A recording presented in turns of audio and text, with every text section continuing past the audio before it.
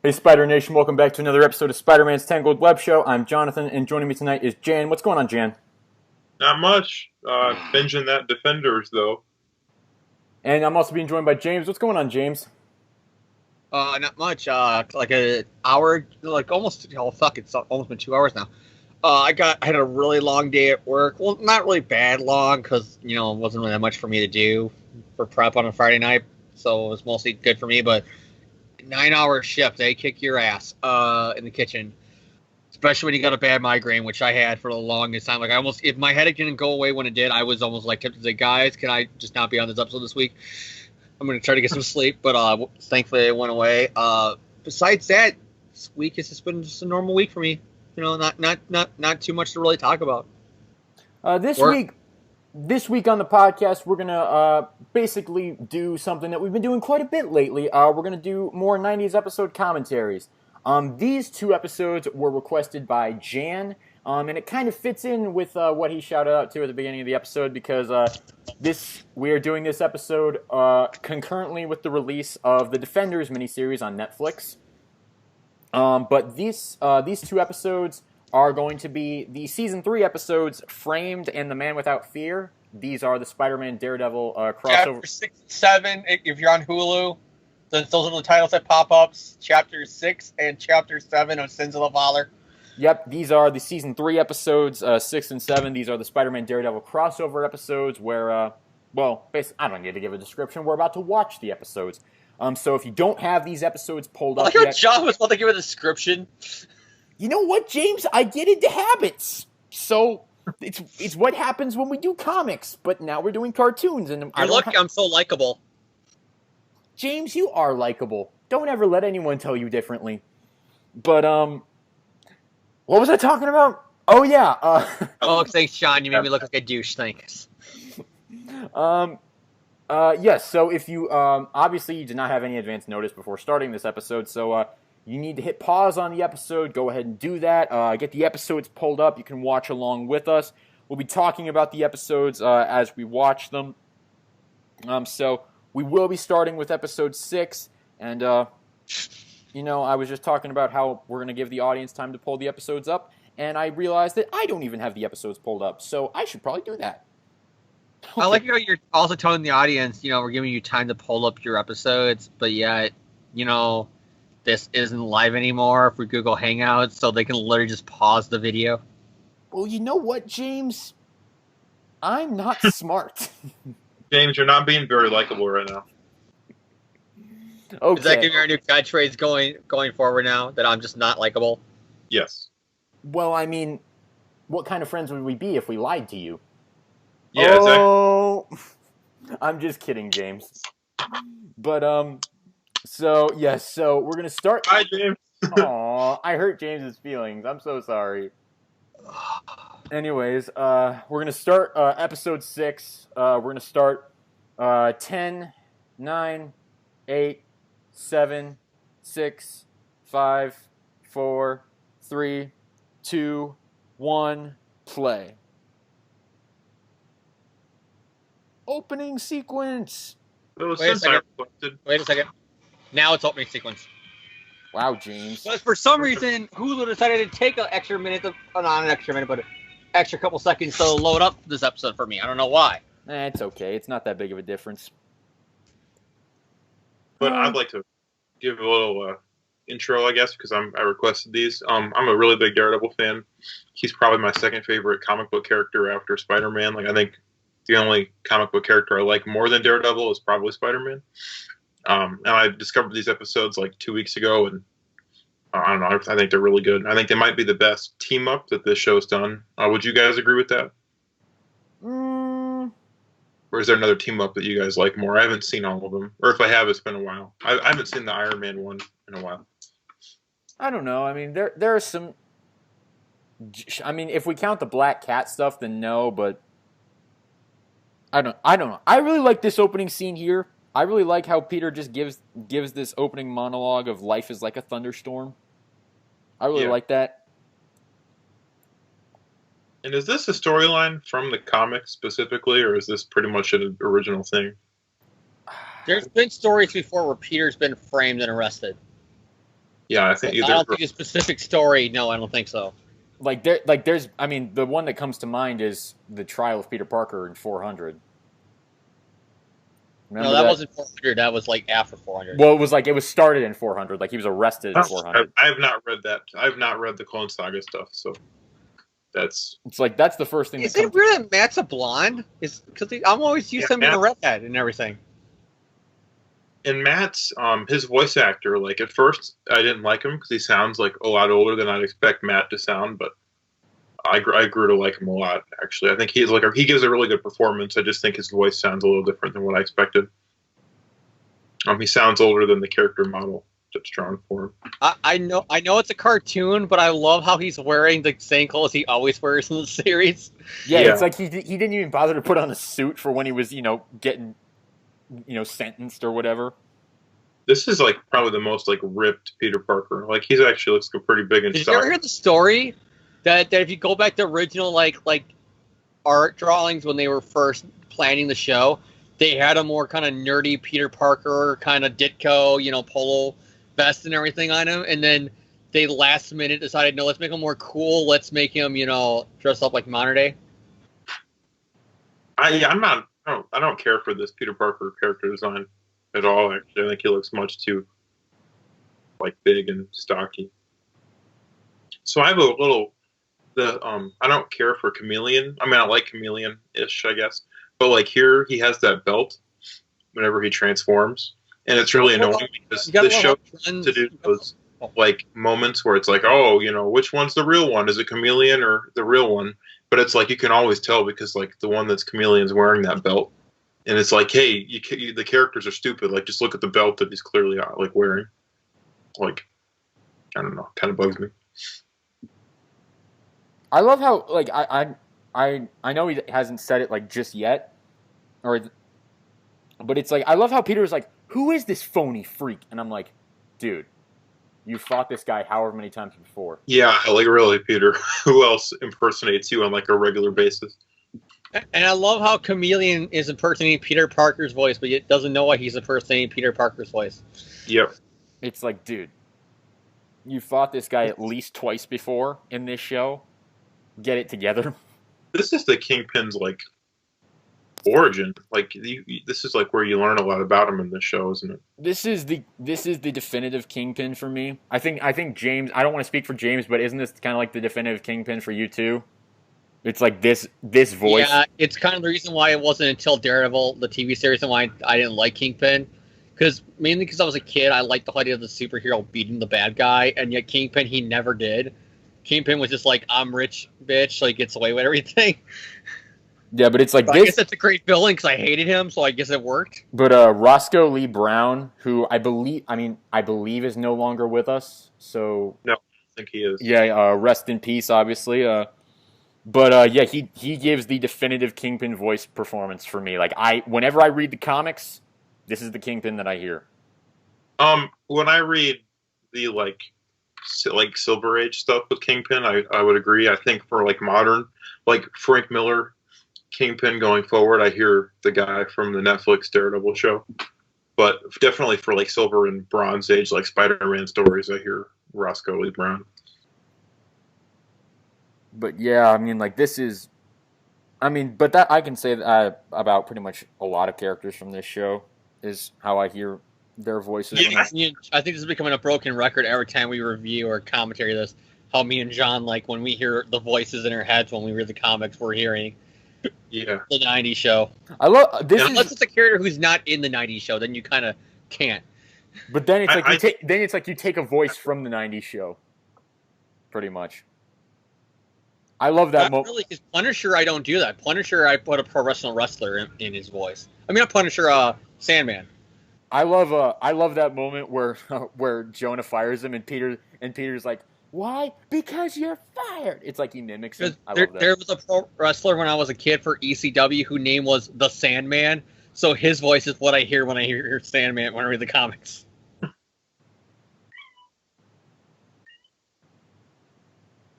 I had a point and I forgot it. Oh man, it's been a long day. What was I going to say? One, please, with lots of mustard. So Have they obviously, pulled Peter yet? Classic Parker look. Man, life is finally going great for me. Lady pulls out a gun at him. I'm just trying to order a hot dog. Oh, but the Parker luck, I get shot at by a bunch of construction workers. And I sort of give up the show. Just don't show a gun. You're making it stupid. The whole fact that they all have like laser like things out of like Star Wars. Know what I mean? Yeah. But yet those rockets that they're shooting out of the helicopter, that's A-okay, but guns aren't. Even though those rockets are just super big guns. I know I shouldn't even mention that this show, like when watching this, it's almost like sacrilegious, but you guys, did you guys know that Christopher Daniel Barnes went on to voice Electro in the Ultimate Spider-Man show? Yes, I did know that. And then kind of repeating that tradition, Josh Keaton is going to play Norman Osborn in the new Spider-Man show that premieres tomorrow morning. Now, is this Aunt May? I hate her. No, this episode and the next episode, I think this is the first Aunt May actress. Oh, I think the actress is fine. I just don't care for how she's written. No, she's played by two different actresses in this show, both of whom's names I completely have forgotten. But the first one, unfortunately, passed away due to cancer, I believe. But she passed away during the production of this show, and I don't know exactly when it happened. I think it was around season 3 or season 4. But I couldn't tell. I was unsure when I was watching this if Aunt May in these two episodes was voiced by the first actress or the second actress. I'm not sure. And then you have Terry Lee, who's basically like Jean DeWolf, but they didn't want to use Jean DeWolf because they couldn't use a character that died in the comics. I love that. That's another thing I love about the 90s show. They had Phil and Jean DeWolf, and they basically had Felicia Hardy beat Phil and Gwen Stacy, all because... And their whole reasoning behind it is, well, the censors won't let us kill them, so what's the point of using them? To use them? You don't gotta kill Gwen to use Gwen, you know that, right? To be good characters? It kind of reminds me of how Bendis originally said the only reason why he used Gwen in Ultimate was to kill her. That sounds like a Bendis thing to say. He's pretty... That sounds like a That sounds like a psychopathic thing to say. Unless your name is Jessica Jones, like Bendis doesn't like writing women. You might not be wrong. Oh, he likes writing Aunt May. I think I get the impression he likes writing Aunt May. As a Matt Murdock that's an older lady though. We're talking about women like in their 20s, 30s, and teens. Have you guys? Has Matt Murdock showed up yet for you guys? Yeah. Okay. The blonde guy, the blonde guy. Yeah, that one. I don't get that. Why did they make him blonde? What the red? They were too afraid of him matching with the Spider-Man costume. Yeah, it doesn't make any sense. And Matt Murdock is like never redheaded in adaptations. Like he's not really redheaded in the show. He's brunette in the show. Yeah, he's brunette in the show, and I guess he's redhead in the Ben Affleck movie, but it's like really bad, like clearly fake redhead, like to the point where it doesn't even really it looks like Ben Affleck just dyed his hair red. I know in promotional images of season 1, didn't they like make the hair a little more red in that? Yeah, and there's some lighting where he looks a little red, but I don't think it's more like ginger with it's more like that's more realistic, redhead. I guess. And then, of course, Peter... I mean, we're not talking Mary Jane in Spider-Man 1 where it's like Scarlet. Now Peter is desperately struggling to get out of this containment cell that has no air vent in it. Don't they repeat that gimmick a few times in this episode? Yeah, they literally do the same... I mean, not to jump ahead, but they do the same thing in the next episode. Yeah. I remember that. Oh, it's okay, Peter. A super cool Marvel hero will show up and save you. So what do you guys think of Daredevil's portrayal in these episodes? Daredevil. He's Daredevil, yeah. He sure is. I still remember when I was watching, because my dad used to read Marvel Comics when he was a kid growing up. And for some reason, I don't know why, because if you read those old issues, they never had this really before. Except for the traditional superheroes fight the first time they meet because of misunderstanding. But for some reason, I always thought that Daredevil and Spider-Man hated each other. So when I was a kid, and I so specifically remember being a kid watching this episode on Fox Kid, and my dad's going, "Why is Daredevil teaming up with Spider-Man? They don't like each other in the comics." His radar sense is pretty cool here, like the way they animate it. At least I thought. I mean, this is probably my favorite. There's not saying much because there's basically the Ben Affleck movie, the Netflix series, and then Daredevil goes like this show. I think a few other cartoons he has appeared in, like as a guest star, and then his own Netflix show, and then the movie, and that's it. Yeah. So this is probably my second favorite Daredevil adaptation outside of the Netflix show. And we'll talk about it more when they actually show his origin, but I think they change his origin story a little bit in a way that I think is actually it might be my favorite version of the Daredevil origin, even including the comics. I just can't wait to get to the part where he explains that it's Fist that set him up and Fist is the Kingpin. He's like the philanthropist? Yeah, then Peter, because it's the first. I can't believe it was like 3 seasons before Peter figured out that the Kingpin had basically been the main villain of the show. He knew that there was a Kingpin and he was a dick, and he knew that Fisk was a dick. But as far as he knew, he thought he's just some celebrity who people act like is a philanthropist, but he's actually kind of can be a dick. He never thought like committing crimes, mafia, crime boss, but he thought asshole businessman for sure. Because I mean, he was friends with Norman. Yeah. So basically, it's like, yeah. So Peter has just met Daredevil, and now it's like Daredevil leaves and Matt Murdock shows up. Yeah, that was a quick costume change, wasn't it? Well, he had ninja training. Plus, but it's like you can see like in his robe, it's like he's got a red shirt on. I'm pretty sure he just threw a robe on over his costume. So here the big difference is that the Kingpin plays the role that the Fixer normally plays, and then it was like that in the Ben Affleck movie too. Where Kingpin wasn't the mobster, but Kingpin was the hitman who took the hit. Yeah, but like the Kingpin is here kind of like both. But then what I don't mind that though, because Kingpin is not that old in the comics. You know what I mean? Yeah. No, he seems to be much older here, and I think this is the first time Matt Murdock sees this idea of him seeing his dad being a criminal and then getting blinded. I think that starts here, and then the movie. It's only this in the movie, I think. Yeah, it's not in any of the comics that I've read, and I've read a lot of Daredevil, so not to sound like a jerk. In the comic, it's just he ironic enough stops a blind man from getting hit by the ooze, and then it splashes him. And then Joe Quesada wrote a really terrible story where he found out that blind guy was like a child molester or something. Good old Joey. But I thought you were going to bring up the fact that literally that ooze also then trickled down to the sewers and created the Teenage Mutant Ninja Turtles, because that's literally the origin of the Ninja Turtles. Because they wanted to rip off Frank Miller's comic works of the 80s. So they outright said, a child jumped in front of a blind man getting hit by a car, and then the ooze splashed in the kid's face and made him blind, and landed on the turtles and turned them into the Teenage Mutant Ninja Turtles. Yeah. And so they literally outright say that Daredevil issue 1 is in their canon. Good idea. Oh, excuse me. The idea that Jack Murdock gets blinded when he goes to try to figure out that the Kingpin is responsible for the chemicals that blinded Daredevil, and that Jack Murdock gets killed when he goes to investigate the Kingpin's involvement in those chemicals. So I think making the Kingpin really, maybe it wouldn't work for an ongoing comic book series, but I think for his guest spot, coming in to help, it was more to make his dad look like a good guy. He was working for the Kingpin. Established that he really has a beef with the Kingpin, I think.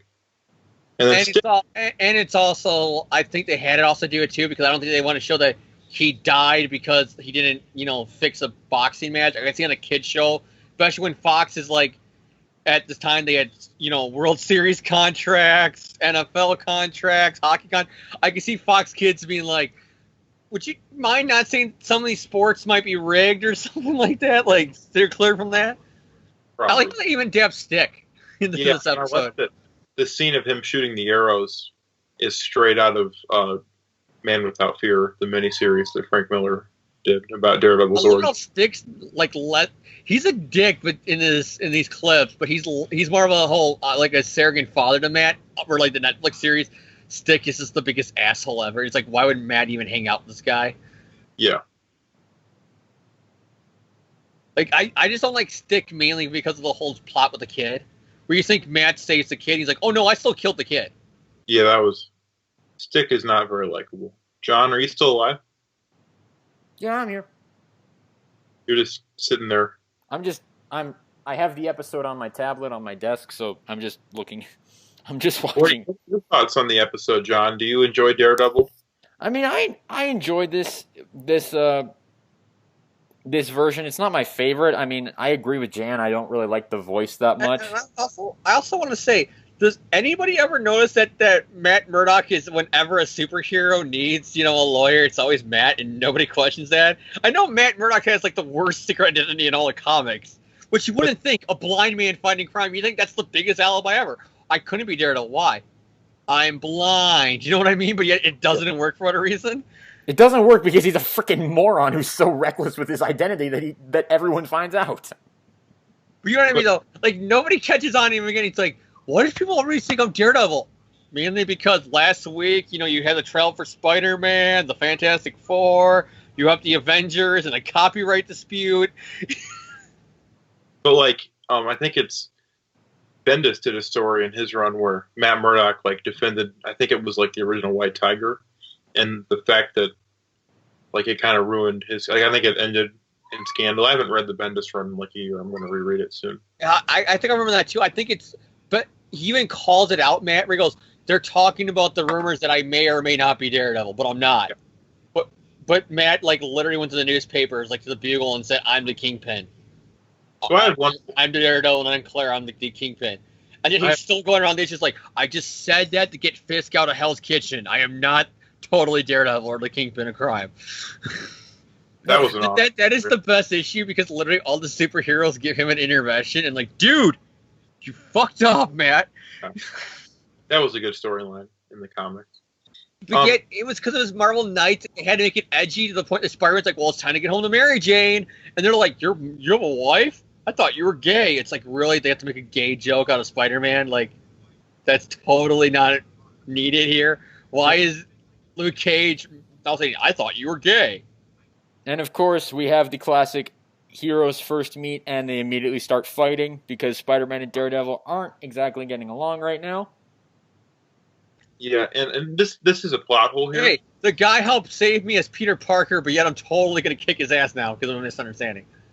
And also, Daredevil has the ability to immediately know if you're lying, so this makes no sense on that level. No, but Matt's powers don't work with Spider-Man. But why not? Because don't you remember in that Daredevil issue during Superior where he couldn't tell that Ock was lying? Oh, you're right.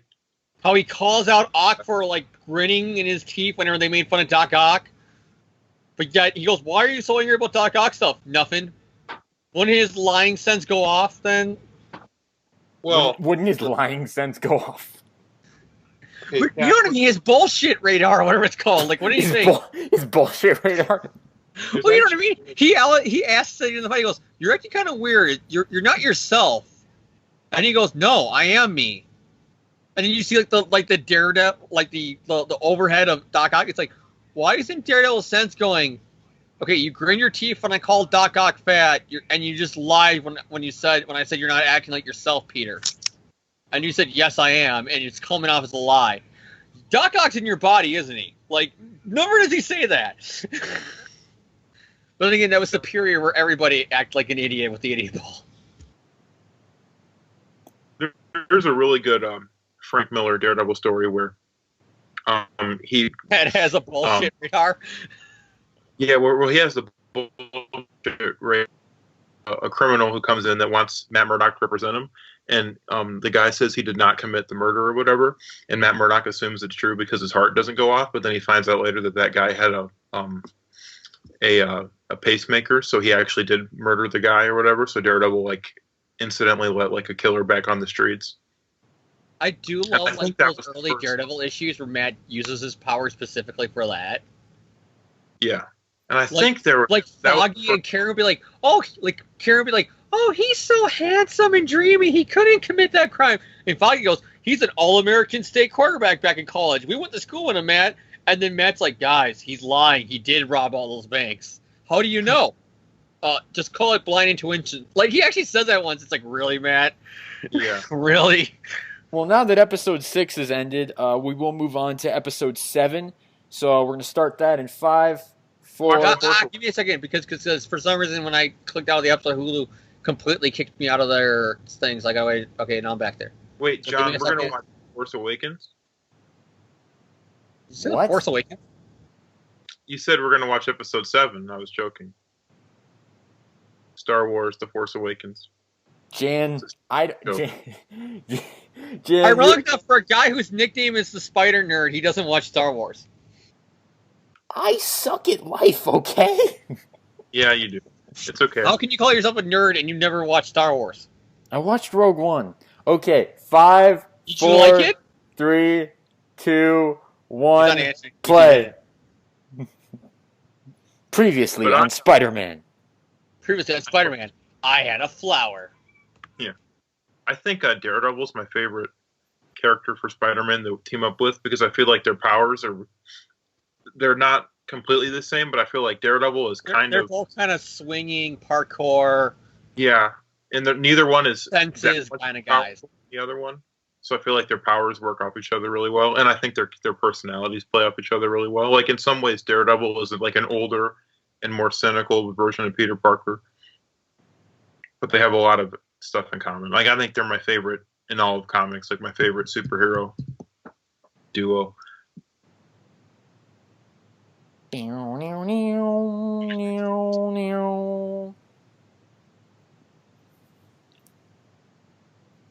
they update this opening? I love in the original video game that's kind of loosely like an adaptation of the TV series. When Daredevil shows up in that game, he's literally just for like a cutscene, and he's like, "Hold it right there, Spider-Man. I don't want to think you robbed the the Dr. Octavius' laboratory, but I don't want to take any chances." Daredevil, and then he says, "I didn't do it." And he goes, "Okay," because he's using the whole believing you censor. And Spider-Man's like, "Really? It was that easily?"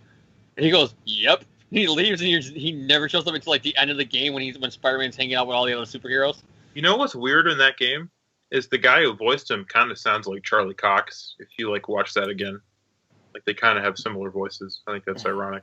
I love how at the end of the game, like the Sinister Six is like pounding their heads, like Otto is like on the bars pounding his heads, and then that's called out in the second game, Electro, when Electro and his villains, his gang of other villains are like arrested, and they're all hearing the sound like, what's that sound? And it's just Otto still banging his head on the wall. That's a really long Billy Club, if he can extend it that far. Yeah. That's because he's a badass. Yes, he is. Oh, that's why, John. It's a fucking, retractable one. Like a lightsaber. Oh, James, you know what's even funnier in that PS1 Spider-Man game is that, like, poor Mysterio has to wear his helmet that's, like, still cracked. Like, it has, like, a huge, like, hole in it because Spider-Man, like, at some point punches him in the face. Well, yeah, because you gotta punch him in the eyes and then punch him in the head to beat him. Yeah. A Rhino is, like, the easiest guy to beat in that game. Because Rhino's literally just, you move out of the way on him. That's every Rhino fight in every Spider-Man game. He runs at you and you dodge. Like, every Rhino fight in a Spider-Man game is that exact formula. Hey, recycled animation that we literally just saw a minute ago. That's how lazy the show was with that kind of stuff.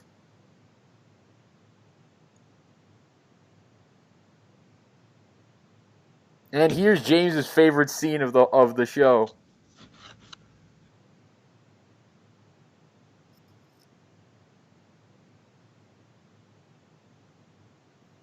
But why?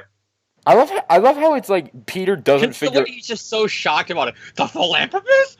You mean businessman in the city is an evil guy like every other one?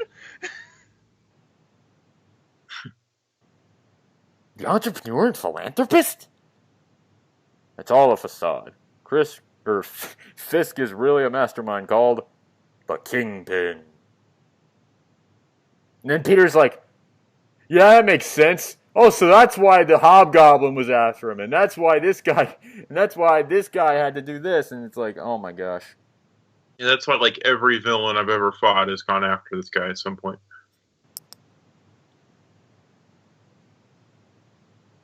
I never thought about it, but that cop lady is really a stand-in for Jean DeWolf, isn't she? Like it's almost shameless, like when you think about it. Yeah, I mean, like it's so obvious that I mean, like they couldn't use Jean DeWolf because she dies, but so they made up Terry Lee. Though I think I do like Terry. I do like Terry Lee. I love how that FBI cop, like how not Jean DeWolf is calling her out on all this stuff, and she's like, "You literally rushed him in with a trial and just said he's guilty without any real evidence. What the fuck's going on here?" And she's like, "I'll arrest you next. I'm FBI." It's like every dick FBI agent in every TV show and movie. You know what I mean? Yeah. Where you're supposed to hate the FBI agent. It's like they put every stereotype in that one line. I'll arrest the cops if they don't agree with me that this guy's a dick. You know what I mean? How much do you want to bet that the animators just recycled these scenes with Fisk and Smythe like over and over again? That's literally all they did. Also, Jen, you want to know a fun fact? This show is the first thing ever produced by Marvel Studios. Are you sure? Yeah. This is the only Marvel cartoon that was produced by Marvel's Films and Productions that later on got renamed in the 2000s as Marvel Studios. Cool. They specifically did it because they wanted this show to be in-house, unlike X-Men and all the other shows that were like 50-50 with Saban. This show has the same like style of character designs as X-Men, though. That's why it's kind of like loosely in the same universe. Like they'll cross over, but they don't make no sense when they cross over because the continuities wouldn't match up. Like in Fantastic Four, they outright say Ben Reilly's Spider-Man, but yet it's like, but then those characters will cross over in the Secret Wars episode, and it's like, wait, but they couldn't be in the universe because, you know what I mean? Yeah. Now Daredevil. Because they said Ben Reilly's Spider-Man. It's like, what? You can basically just say it's the same continuity family, but not the same continuity. Yeah. Now, Daredevil does not appear again. And I don't know if you guys noticed before, but there was a blooper earlier when Peter, like, they go to the shot from behind Peter. He's not wearing his jacket, but when they cut back, he has the jacket over his shirt. Yeah, this show, the animation on this show is not its shining light. No. It's not the Batman show. I mean, it's the closest comparison you can get the Spider-Man to the 90s Batman show, but... I think Spectacular is a better comparison. No, I don't think so, because like I said, I just recently rewatched Spec, and I don't love it as much as I used to. I don't either. I think it's better than this show, but that's just me. When you get to season 2 of Spectacular, I hate Peter Parker. Yeah, I have not. Season 2 with me too. It's like, now I don't hate the character, it's just the show loses me. It's like, it reminds me why I stopped watching in the middle of season 2 originally when it was running. Like, it just lost me, you know what I mean? It's like I literally tune in for the finale, and it's like now I see Gwen, and she looks like comic Gwen. I'm like, okay, what the hell did I miss? Okay, I don't really care. Wait, Norman is the Goblin? Norman's got blonde hair? What the? You know what I mean?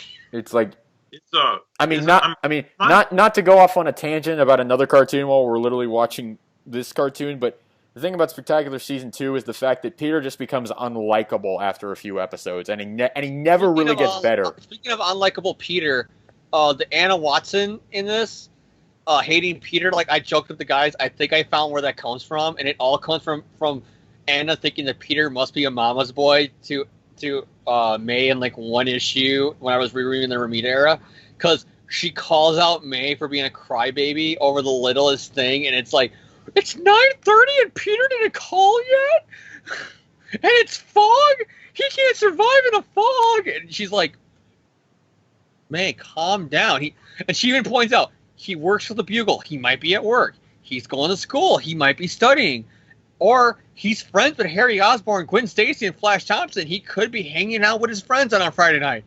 And she goes, not my Peter. He's a good boy. He needs me to cook and bathe and all this stuff for him and clean for him. And then like the thought balloon from Anna Watson is literally like, I'm starting to think that Peter just gets a kick out of his aunt weighing on him hand and foot. And it's like, I think that might be where the 90s show got the idea of her being a bitch to him. Is it me or is the pacing in the show always really weird? Like it feels like the scenes jump from. I think it's that they got to fit everything into 30 minutes. But like other cartoons, I don't feel like are paced this way. Like it's like the scenes just like really, like you're jumping from scene to scene at like a crazy like breakneck pace. I think it's because they're trying to mimic what you would read in those comics in the 70s, though, where everything wasn't like 3 or 4 parts, where it was all like one part. Yeah, maybe.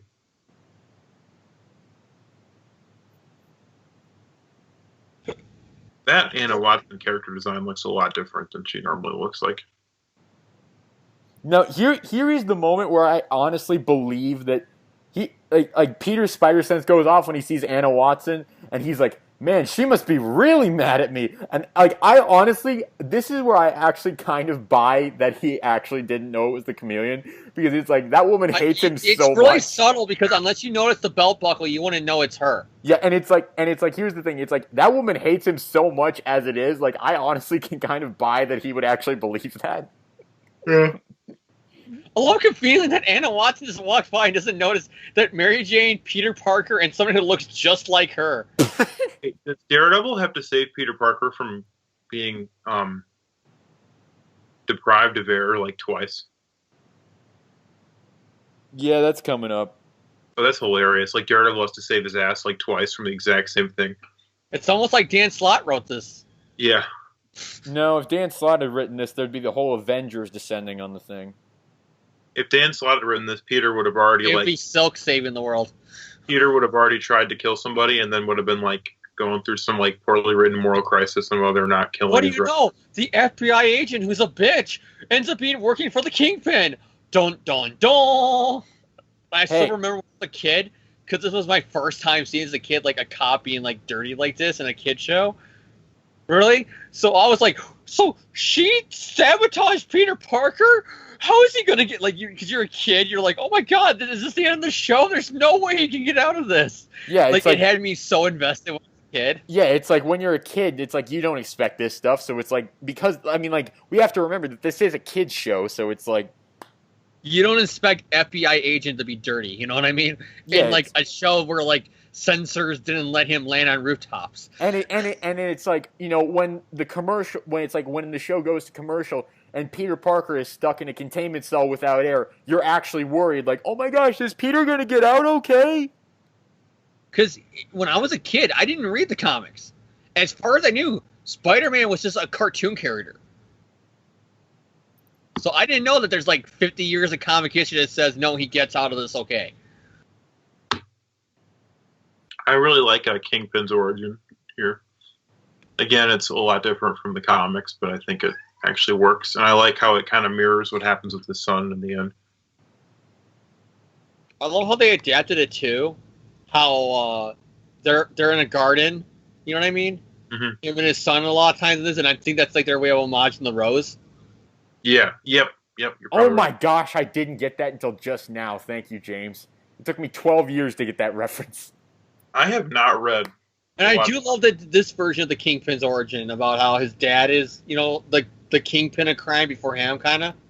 Where his dad's kind of like the lowly, you know, he's in the mob, but he's not like, he's clearly not anybody high up on the totem pole.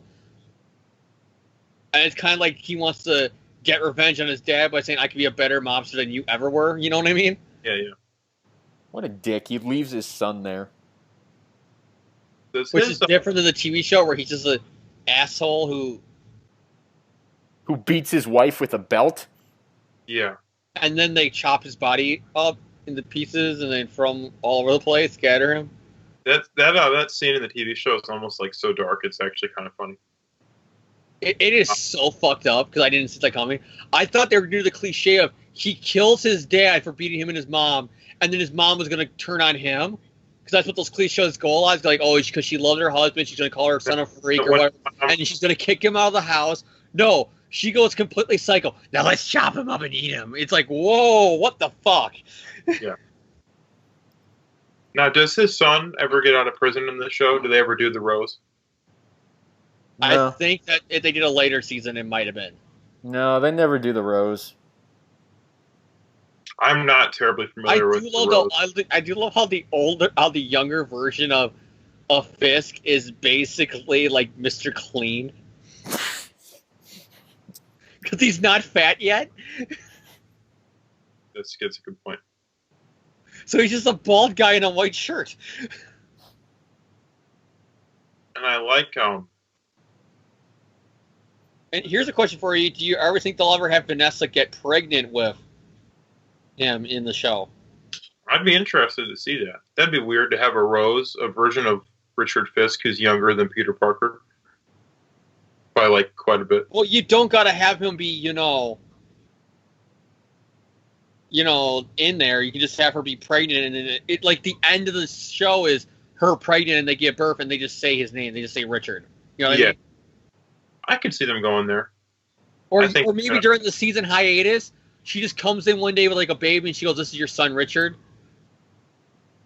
Yeah. And then, because I can see it too, because they can even do an homage to the Rose there too, where she goes like, "My little Rose, my little Richard," and that's how you end the episode, or something like that. Mm-hmm. Now, has the Rose? He's pretty much only fought Spider-Man, right? The only thing I remember about the Rose is the fact that he had a henchman named Alfredo who dated Mary Jane, and it was one of those things where like MJ's smart enough to know her boyfriend's Spider-Man, but not able to know that her new boyfriend is like a mobster, even though everything about him is like stereotypical, like Godfather, Goodfellas, like, "Hey, MJ, what's up?" Which, you know what I mean? Like that stereotypical, like, mobster thing you would see in the 80s, you know what I mean? Or like it's like right out of Godfather. It's like, really, MJ? You don't catch on to this guy who's like, "Get out of here!" You know what I mean? Like, I can't do I apologize, Italians everywhere, but you know what I mean? Like the guy who has the stereotype, and it's like, really? You don't realize that? Yeah. This guy, and his name is Alfredo, might be in with the Kingpin and stuff like that? Yeah. I've read that like 6-part gang war story that like ended DeFalco's run, where DeFalco like leaves 2 issues in, and then someone else comes and like kind of tries to wrap it up, and it's just like a mess. Well, let's get DeFalco got the promotion to be editor-in-chief. Yeah, exactly. So the whole story is like a complete mess, and Daredevil shows up and acts a complete asshole, and is like trying to stop Spider-Man. Which is hilarious, because that was where DeFalco was going to reveal that Richard Fisk was the Hobgoblin. Yeah. I can't believe Roger Stern didn't just like tell them who the Hobgoblin was. Like that's it's so weird, because Stern will say this, and even DeFalco in an interview is like, "Did you ever ask Stern about who the Hobgoblin was?" He goes, "No." After he left, after he quit Marvel with the DC, we talked, but I never asked him, and he never told me, because he was like, "Why should?" It was kind of like a "don't ask, don't tell." It was kind of like, I never thought to ask him, and he never thought to tell anybody. "Oh yeah, this is who the Kingpin is." And it's like nowadays you would never do that. They would rope you into your A, finish the story, or B, before you even pitch the story, you would have to tell them who it was. And I wouldn't be surprised if it's called the Roger Stern Hobgoblin rule. Like, if you're gonna pitch a story to us, it's a mystery. You gotta tell us who you're gonna reveal who it is at the end, just in case something happens. We know who the fuck the guy is. And then they had to do the whole Hobgoblin lives, and then the consequences that. I just love that Stern. It's like Stern leaves his iconic run on Superman, comes back to Marvel, and he's like, "So I get to finally finish who the Kingpin is." No, we already revealed who he is. Oh, so he's Kingsley? No. Well, I know DeFalco was really into using Richard Fisk. Did he reveal it was Richard Fisk? No. Who did you guys say it was? Ned. What? It doesn't make sense if it's Ned. Well, that's why we killed off Ned as soon as we revealed it, and then we had him get replaced by Jason Philip McIntyre. The guy in the shitty cartoon? Yes.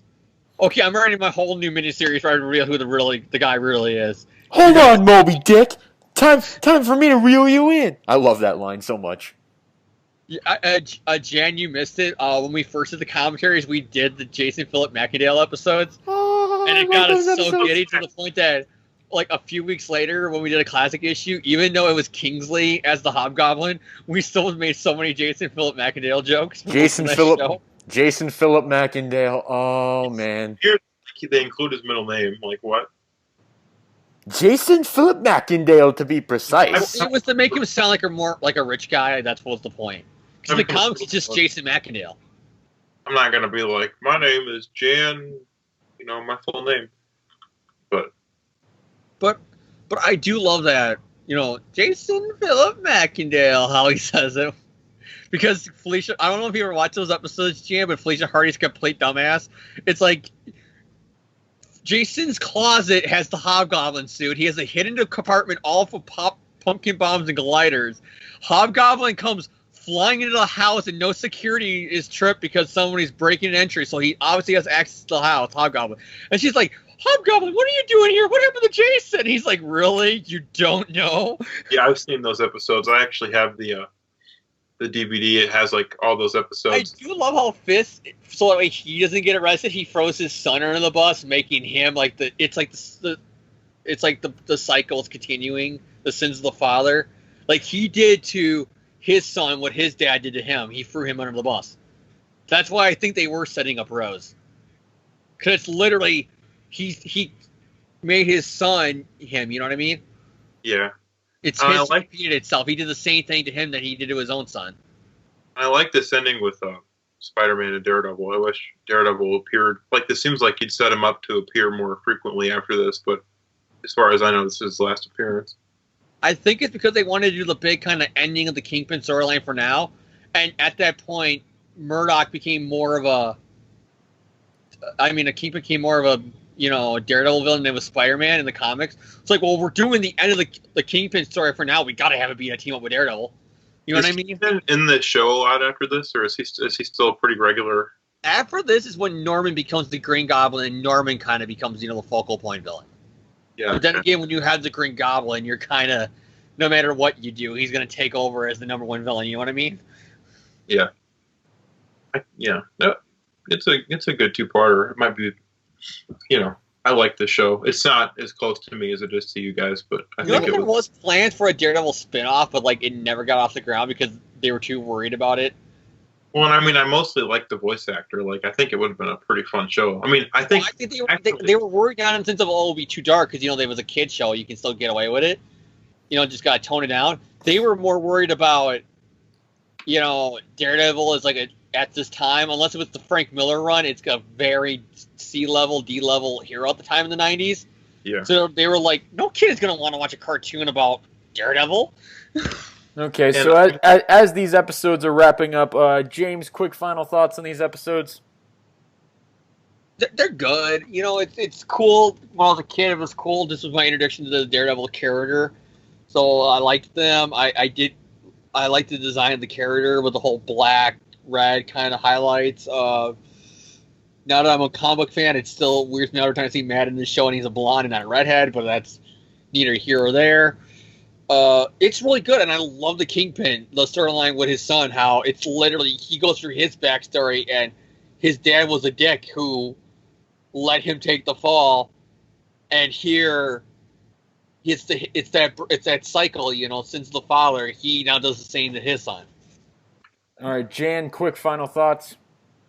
I like the episodes a lot. I really like Daredevil's origin. I think the Kingpin, it gets a good origin too. I think it's probably my favorite team up of the team ups I've seen. And for me, I like these episodes. Good, solid team up between Spider-Man and Daredevil. Some good stuff with the Kingpin. Some good Peter Mary Jane moments in the second episode, even though they're basically brought on by the fact that Mary Jane cheats on her boyfriend with him. Yeah. And it always weirded me out how Harry's like, it's like that scene from the movie, and I won't be surprised if the Raven movies got it from here, where she holds Peter's hand, and it's clearly just that it's because his aunt's in the hospital, and then Harry gets kind of jealous about it. The Raven movies pull a lot. Only this one, it's clearly, it's like, Mary Jane, are you okay? Yeah, I'm okay. I'm gonna go make out with Peter now in the closet. But yeah, so good episodes. They get a thumbs up from me. So that's the end of the episode. We don't really have anything else to talk about tonight. So Jan, final shout-outs or words for the listeners before we sign off? Check out Defenders. It's pretty good. If you're a Daredevil fan or a fan of any of the Netflix shows, I think you'll find a lot to like, even if it maybe starts a little slow. James, final shout-outs or words for the listeners before we sign off? Final words and shout-outs. Where did I begin? First shout-out, Smallville. I just watched an episode before I started the show with the guys. So that's awesome. Another shout-out goes to... God, I can't think of anything, really. Let me just think, though, because I can't think of the name of it. But, sorry, I'm on YouTube for a second because I got a link from a friend. That's stupid. What was the last shout-out? God, what was Because I remember something. Oh, Hey Arnold, because also on Hulu, I've been rewatching that old cartoon from when I was a kid, and that show's awesome, and I love Hey Arnold. And another shout out goes to a close, personal, trusting friend of mine. And that friend is you guys, the audience, because we love you, the fans. You guys are so awesome. Thank you for enjoying our show for 141 episodes. I hope you like all of us, and we're all really awesome, totally likable guys. And my shout-outs, Marvel, Stan Lee, Steve Ditko, of course. Thank you for Spider-Man. Other shout-outs, I binge-watched all of Defenders in one day, and oh my gosh, that was so good. It was so good. I'm shipping. James hates when I start shipping people. I'm shipping. I don't hate when you start shipping people. I hate when you ship people who are already a couple. Matt Murdock and Electra Nachios. I ship them so hard now. Also, Jessica Jones is badass because it's Jessica Jones. She's badass. Yeah, if you've not watched Defenders, yeah, go watch Defenders. I watched it all in one day. I literally couldn't stop. That was how good it was. Yeah.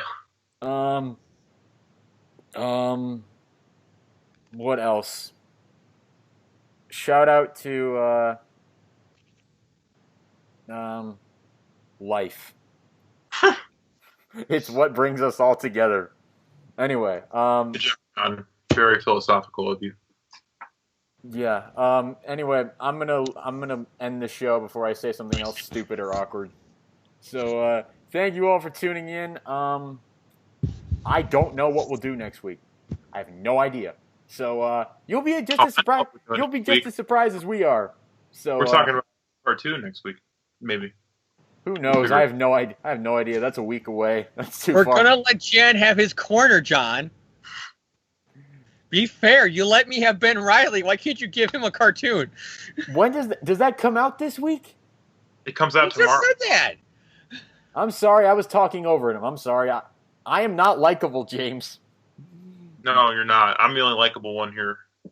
But anyway. But I guess that statement would make me unlikable, so maybe I'm not. Anyway, so yeah, Jan will be back with a cartoon review next week. How can nobody not like you, Jan? You're just Century Dennis the Menace. Simpsons reference. I hope people got that. And on that note, thank you all for tuning in.